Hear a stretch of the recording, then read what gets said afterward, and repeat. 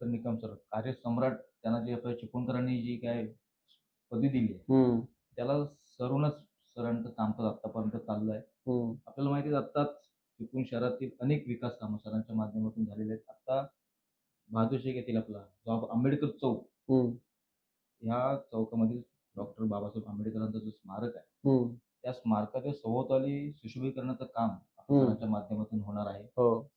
त्याचबरोबर गोळकोट किंवा चिपळूणमध्ये विशेषतः आमच्या गोळकोटमध्ये जर पाहिलं तर गोविंदगडाला जाणारी जी पाकळी आहे, ती हं, सरांच्याच माध्यमातून झाली. हं, मुस्लिम समाजाचा जो काही कब्रस्तान आहे, त्याला रिटर्निंग वॉल पाहिजे होती, जाण्यासाठी रस्ता पाहिजे होता. हं. तर दोन्ही कामं सरांच्याच माध्यमातून झालेली आहेत. बरं.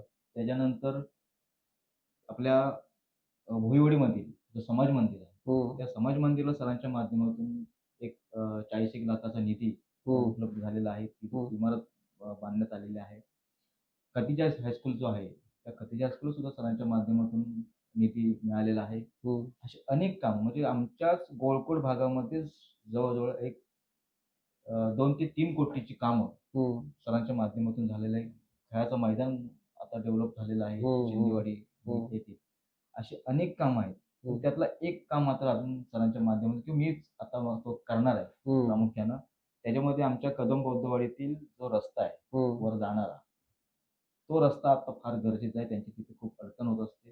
त्यांना संरक्षण भिंतीची तिथे अत्यंत गरज आहे. हं. त्यांचं पुनर्वसन आता शाळेमध्ये त्या लोकांचं हो, झालेलं आहे. हो. तिथं अत्यंत ती खूप वाईट त्या जागेची परिस्थिती आहे. हं, ती तिथून त्यांना बाहेर काढणं, त्यांच्या जागेमध्ये कसं आणता येईल, त्यांच्या मूळ जागेवरती जर हं, संरक्षण भिंत जर बांधता आली, हं. तर त्यासाठी माझं प्रामुख्यानं तिथे लक्ष असणार आहे.